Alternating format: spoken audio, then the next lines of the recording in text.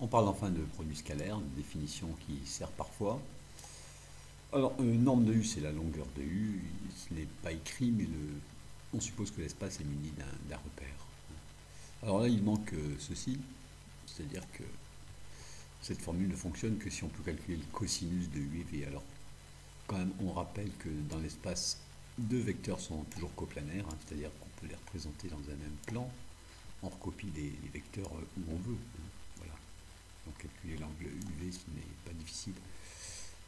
Alors, il y a une formule qui, en revanche, sert vraiment tout le temps. Mais attention, elle n'est vraie que dans un repère orthonormé. Voilà, c'est écrit ici. Alors, celle-là, c'est la formule du cours de géométrie, si on peut dire, à retenir absolument. Alors, une formule assez exotique, celle-ci, bon, je n'ai pas vu qu'elle serve bien souvent, franchement. On donne maintenant quelques propriétés du produit scalaire. Avec cette formule dans un repère orthonormé, on peut démontrer la distributivité du produit scalaire, ou aussi ceci. Voilà, produit scalaire de 2U par 3V, ça fait 6 fois le produit scalaire de U par V. Ou encore la symétrie du produit scalaire. Alors, avec la deuxième formule du produit scalaire qui est ici, on peut montrer des points comme ça. Si U et V sont collinaires de même sens, ça veut dire que le cosinus ici vaut 1. Bon, on a ceci. Notamment si U égale V, hein, carré scalaire, on dit parfois, ça donne le carré de la norme. Bon. Et d'ailleurs, quand on combine cette formule et celle-ci, on a une expression de la norme qui est particulièrement importante. Mais si on y réfléchit bien, c'est une formule qui a été vue en seconde, ceci, finalement. Et quand les vecteurs sont collinaires de sens contraire, le cosinus ici vaut -1. Bon, on a ceci, ce n'est pas important. Le signe du produit scalaire, il dit si l'angle entre UV est aigu ou obtus, ce n'est pas très grave. Ce qui est intéressant, c'est ça. Quand est-ce que le cosinus qui est ici vaut 0? Alors, produit scalaire de U par V vaut 0, ça veut dire qu'un des deux vecteurs peut-être est nul, hein, on a déjà vu cette histoire-là. Ou alors, définition, que U et V dirigent des droites orthogonales. Alors attention, orthogonale, c'est pas forcément perpendiculaire. Exemple ici, les droites EH et GC sont orthogonales, c'est-à-dire qu'on peut déplacer les vecteurs où on veut, et GC, elle est dirigée par exemple par le vecteur EA, et qui fait bien un angle de pi sur 2 avec EH. Alors on dit perpendiculaire quand en plus elles sont séquentes. Alors par exemple, EH, elle est perpendiculaire à EA. Voilà. C'est la même définition finalement que dans la géométrie plane. Elles forment un angle droit et elles se coupent en angle droit. Alors un petit détail est que deux droites sont orthogonales si et seulement si l'une d'elles est parallèle à une perpendiculaire à l'autre. Bon, on voit bien ça sur ce dessin. On rappelle cette formule vue dans un repère orthonormé. Et j'ai dit que la formule qui est ici est en fait la formule vue en seconde. Alors l'explication est la suivante. Avec des notations évidentes, les coordonnées du vecteur AB sont celles-ci. Et du coup, quand j'applique cette formule au vecteur AB, norme du vecteur AB, j'obtiens exactement ceci. Voilà, et ça c'est vraiment au Z près la formule vue en seconde. Bon, très important pour calculer des distances dans l'espace. Une dernière propriété parfois utile du produit scalaire. Si ici on veut calculer le produit scalaire des vecteurs AB et AC, il suffit de calculer le produit scalaire des vecteurs AB et AH. Alors ça se démontre facilement. On remplace AC par AH plus HC, c'est la relation de Schall, puis on développe ici le produit scalaire. On a vu cette règle ici. Ça nous donne ABAH plus ABHC. Mais ABHC, ça vaut 0, hein, parce que ici H est la projection de C sur la droite AB. Donc il ne reste plus que ABAH.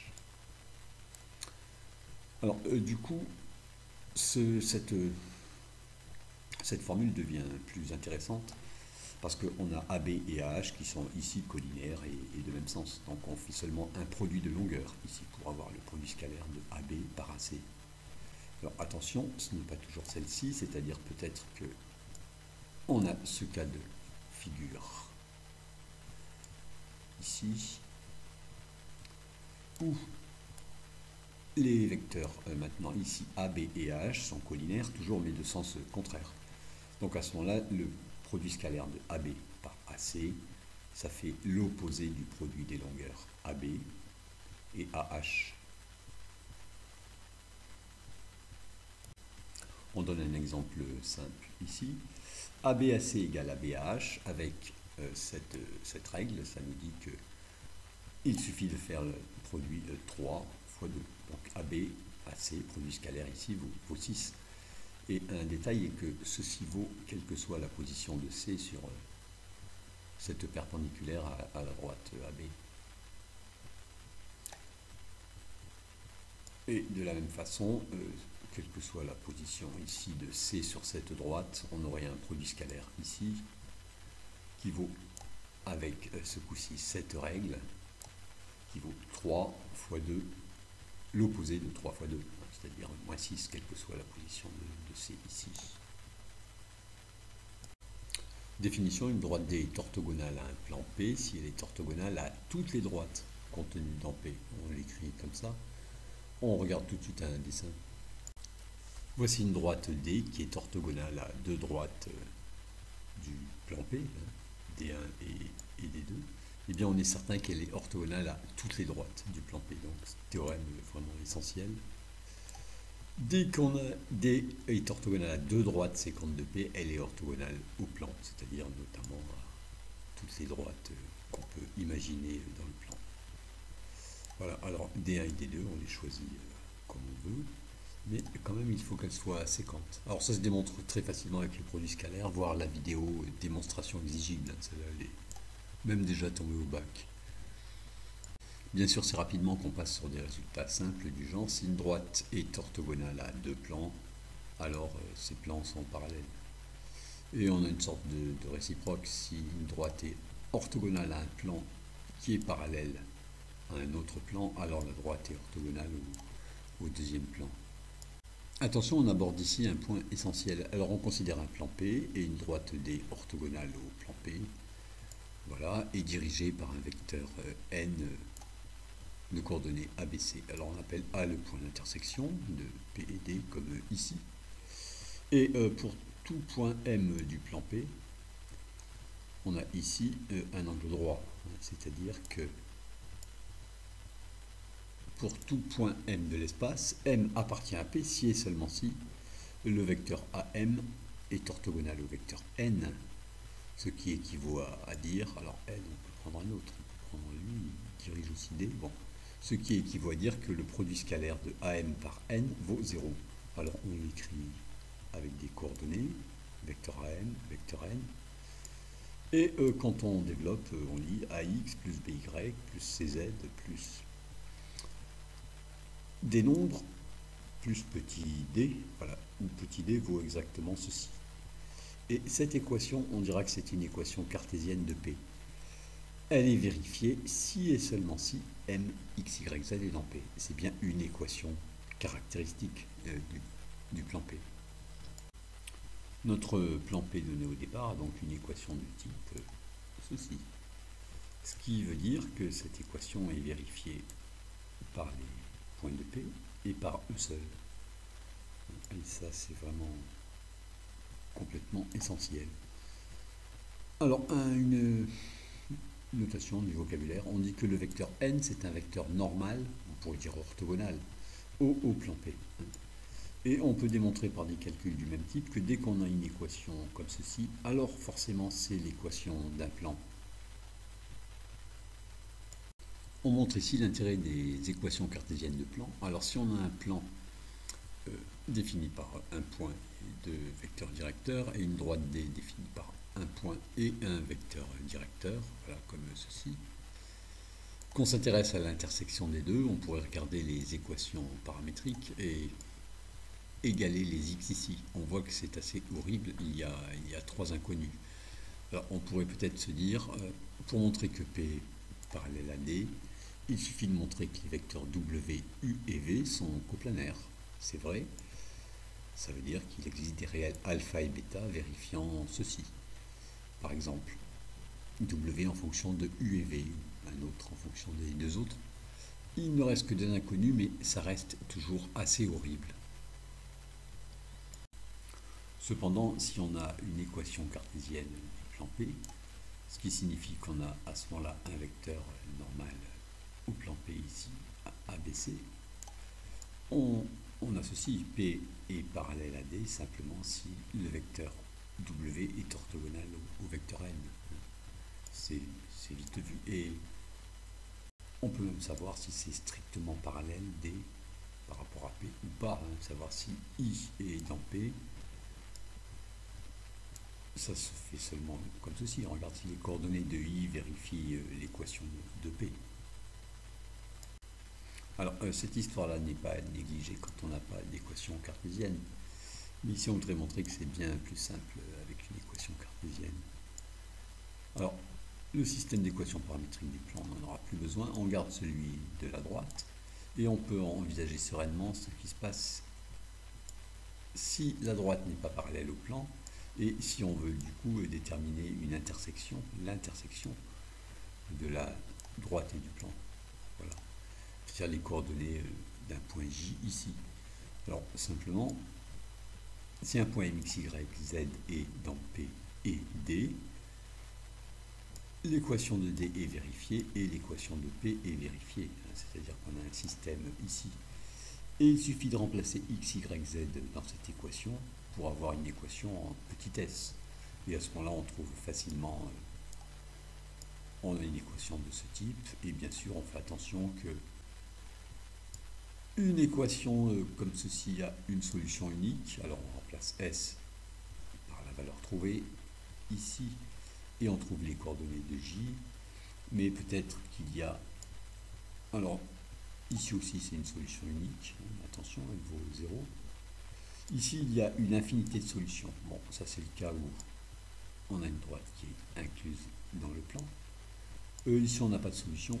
C'est le cas strictement parallèle. On s'intéresse ici à l'intersection de deux plans donnés par leurs équations cartésiennes. Donc on a des vecteurs normaux pour chaque plan. Et dire qu'un point MX, Y, Z est sur les deux plans, ça signifie que les deux équations ici sont vérifiées. Alors il y a un cas simple, c'est le cas où les plans sont parallèles. Car à ce moment-là, les vecteurs normaux sont collinéaires. C'est facile à voir. Et du coup, ça signifie que les lettres A, B, C, A', B', C' qui sont ici forment un tableau de proportionnalité. Autrement dit, A' c'est K fois A, B' K fois B, etc. Et on peut écrire les deux équations comme ça. Il n'y a plus qu'à regarder si le D' qui est ici, c'est K fois D. Si la réponse est oui, c'est que les plans sont confondus. Sinon, c'est qu'ils sont strictement parallèles. Voilà, comme écrit ici. Alors, il reste le cas vraiment difficile où les plans ne sont pas parallèles. Donc, à ce moment-là, on a un système de deux équations ici avec trois inconnus. Ça fait quand même une inconnue de trop et il faut essayer de poser une des inconnues égale un paramètre. On pose par exemple, si ça marche, z égale t et on trouve x et y en fonction de t. On sait que de toute façon, on doit arriver à un système d'équations paramétriques. Si ça ne marche pas pour z, c'est possible, on essaye pour y. On pose y égale t et on cherche x et z en fonction de t. Franchement, il faut s'exercer pour y arriver. Dernier point sans doute moins important, on a ici un curseur petit a et on a tapé seulement dans la zone de saisie x égale petit a. Donc c'est l'équation d'un plan qu'on montre ici, voilà, x égale 0, etc.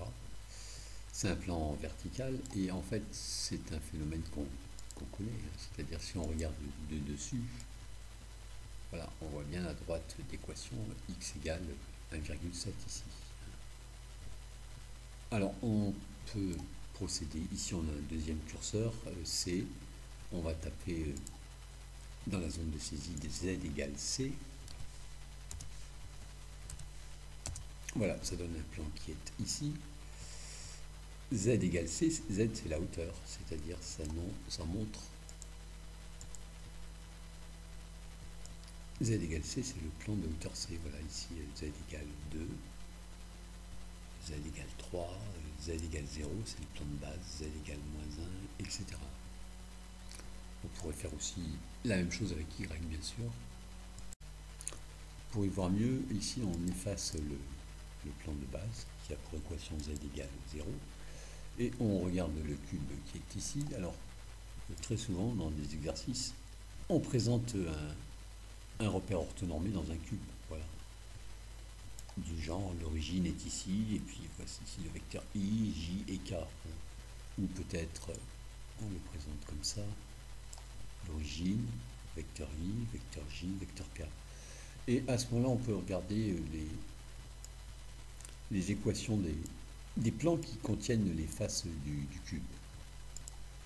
Voilà, ça peut être assez parlant. Voilà, ici, on a l'équation x égale 0, c'est la face qui est à gauche.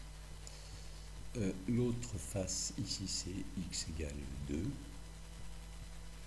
Et puis pour les faces qui sont horizontales, on peut essayer. Tout à l'heure ça ne marchait pas, maintenant ça marche. Voilà, la face du bas c'est z égale 0. La face du haut c'est z égale 2. Voilà, on pourrait évidemment dire que la face qui est devant c'est y égale 0 et celle qui est derrière c'est y égale 2. Dernière image qui montre qu'un plan qui a une équation de type x égale une constante est tout à fait ordinaire finalement. Ici on prend un point A sur l'axe des abscisses, x égale xa, ça s'écrit 1x plus 0y plus 0z moins xa égale 0. Vecteur normal 1, 0, 0, c'est le vecteur i qui est ici. Donc on obtient bien un plan qui est un plan vertical. De même pour y égale constante, on obtient un autre plan vertical. De vecteur normal j, et puis ici pour z égale constante, plus facile à voir, c'est la hauteur égale la constante. Vecteur normal k bien sûr, z égale zc, c'est cette équation.